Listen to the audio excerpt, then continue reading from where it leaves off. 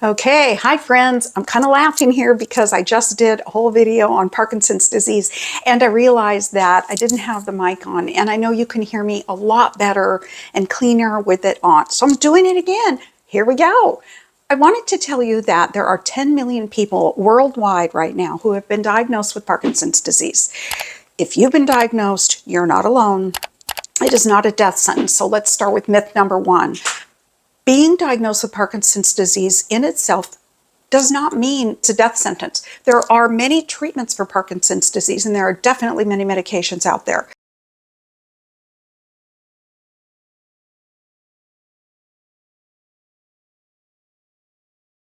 That leads me right to myth number two. Levodopa is a medication that's used for people with Parkinson's disease.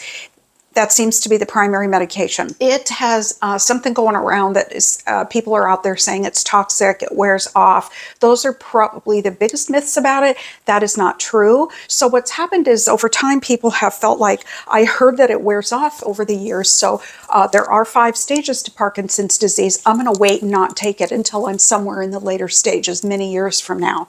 But it's not true. Again, there was a clinical trial done with many people years ago that debunked this myth, but you know how myths, medical myths are, they go around, they never seem to go away. Okay, so if you're given levodopa or some other medication to help perhaps with the dopamine process, the breakdown that's happening in the brain, you're going to want to take the medication as prescribed by your neurologist or your physician.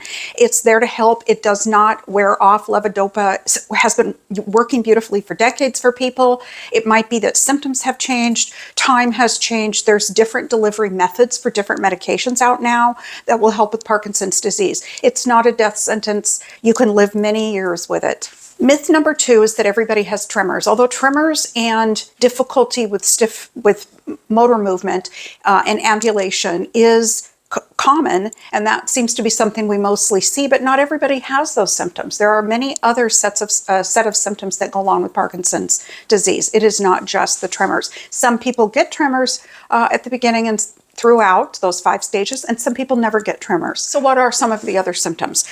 Other symptoms that people have, interestingly, have a lot to do with sleep issues, constipation, difficulty in tasting or smelling, difficulty over time in swallowing, flat affect in the face. Do you know any of these people? You ever heard of Michael J. Fox? Okay, he was 29 years old when he was diagnosed with Parkinson's disease. That's on the younger side because the average age is 50 and it's more prevalent in men than women. I just saw that the former football quarterback who also owns a steakhouse, he has it and was recently diagnosed with it. And Alan Alda, 4077 MASH, one of my favorite shows ever, and I love Alan Alda. He was diagnosed with Parkinson's disease. Muhammad Ali, George H.W. Bush, Neil Diamond, Billy Graham, Brian Grant. Let's see, who else you might know? Ian Holm, British actor. Bob Hoskins, British actor. Reverend Jesse Jackson, Ozzy Osbourne, Pope John Paul II, Linda Ronstadt, and many more. If you or somebody you love has some other symptoms and you don't see something like tremors, but you see difficulty with ambulation, slow movement, maybe flat affect on the face, difficulty with expression, swallowing or chewing problems, loss of sense of smell, sleep difficulties, and slow thinking and memory issues or language issues.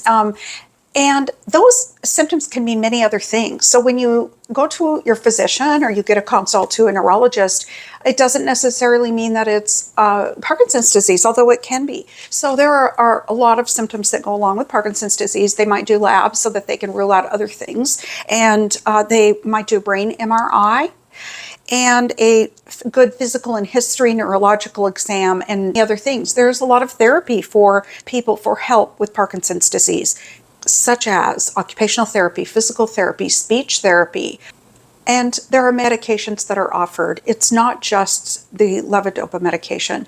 And I think it was 4 new medications in the year 2024 that were approved for Parkinson's disease. And it might be the same medication, but the delivery could be different, subcutaneous under the skin, different dosages mixed with other things. They are looking for cures and looking for resolution for symptoms to help a long life with Parkinson's disease that is productive and that the symptoms are interfering less. That's what I think a lot of the medications and people working on different medications are out there for diseases that they want to do for people for any disease, not just Parkinson's. So what exactly is happening? And what's happening is the nerve cells in the brain, which are called neurons, these neurons break down slowly and they produce less dopamine. And the dopamine is essential. So that's a lot of these medications. That's the purpose, is to replace this dopamine.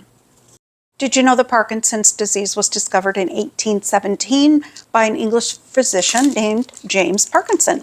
He called it shaking palsy at the time. It has been around and these symptoms have been documented for a very long time. Of the 5 stages of Parkinson's disease, it is estimated to be approximately 2 years, but everybody is a little bit different, give or take approximately 2 years in each of those 5 stages, except for stage 2. Stage 2, which I'll put some of the symptoms up of what stage 2 is, but people can be in that stage for 4, 5, 6 years, average being 5. It is a slow, progressive disease process.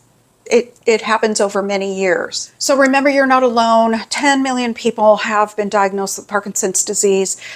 Take your medication the way your provider suggests for you to take it for the best effect for your life. If you need to go to somebody else for a second opinion, that's okay too. Second opinions are covered by your insurance and everybody's entitled to them. Thank you for watching.